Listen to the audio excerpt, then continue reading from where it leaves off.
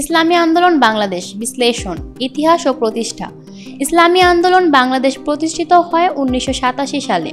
এটি একটি ধর্মনির্ভর রাজনৈতিক দল যার লক্ষ্য হল ইসলামী শাসনতন্ত্র প্রতিষ্ঠা করে একটি ন্যায়সঙ্গত ও ধর্মনিরপেক্ষ সমাজ গঠন। দলের প্রতিষ্ঠাতা ছিলেন চরমোনাই পীর সৈয়দ ফজলুল করিম, যিনি ধর্মীয় ও রাজনৈতিকভাবে বাংলাদেশের একটি গুরুত্বপূর্ণ ব্যক্তিত্ব ছিলেন। সাংগঠনিক কাঠামো: কেন্দ্রীয় নেতৃত্ব আমির, সাধারণ সম্পাদক সহ একটি শক্তিশালী নেতৃত্ব দল পরিচালনা করে। যুব শাখা: তরুণদের মধ্যে ইসলামী আদর্শ ও রাজনৈতিক সচেতনতা বৃদ্ধি করার জন্য যুব শাখা পরিচালিত হয়। ছাত্র শাখা: শিক্ষার্থীদের মধ্যে দলীয় আদর্শ ছড়িয়ে দিতে ছাত্র শাখা গুরুত্বপূর্ণ ভূমিকা পালন করে। নারী শাখা: নারীদের ধর্মীয় শিক্ষা ও সামাজিক অংশগ্রহণে উৎসাহিত করে। আদর্শ ও নীতিমালা: ইসলামী শাসনতন্ত্র দল ইসলামী শরিয়া অনুযায়ী রাষ্ট্র শাসনের পক্ষে। সামাজিক ন্যায় ও শিক্ষা: দরিদ্র ও অবহেলিত জনগোষ্ঠীর কল্যাণে কাজ করা। শিক্ষা ও সংস্কৃতি: ইসলামী শিক্ষা ও সাংস্কৃতিক কর্মকাণ্ডের প্রসার। রাজনৈতিক কার্যক্রম ও অবদান: নির্বাচন, অংশগ্রহণ।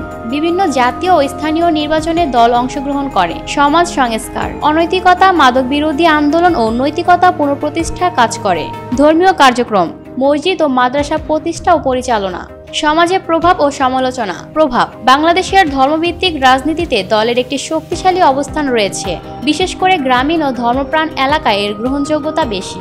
সমালোচনা: কিছু সময় দলকে রাজনীতিতে যথেষ্ট নমনীয় না হওয়া, আধুনিক রাজনৈতিক প্রবণতার সাথে খাপ খাওয়াতে বিলম্ব এবং ধর্মনিরপেক্ষতার প্রশ্নে সমালোচনা করা হয়। ভবিষ্যৎ সম্ভাবনা: তরুণ প্রজন্মের আকর্ষণ, তরুণ ও শিক্ষিত সমাজের মধ্যে দলের ভাবমূর্তি বাড়ানো। রাজনৈতিক প্রসার: নির্বাচনে ফলাফল উন্নয়নের মাধ্যমে জাতীয় রাজনীতিতে প্রভাব বিস্তার। সামাজিক ও অর্থনৈতিক উন্নয়ন: জনগণের জীবনমান উন্নয়নে সক্রিয় ভূমিকা নেওয়া। উপসংহার: ইসলামী আন্দোলন বাংলাদেশ বাংলাদেশের রাজনীতিতে গুরুত্বপূর্ণ একটি দল, যেটি ধর্মীয় আদর্শকে সামনে রেখে কাজ করে আসছে। ভবিষ্যতে তরুণ সমাজের মধ্যে যথাযথ উপস্থিতি এবং আধুনিক রাজনীতির সঙ্গে খাপ খাওয়ানো দলটির উন্নতির মূল চাবিকাঠি হতে পারে। Lucky Akter, people voice television, Dhaka.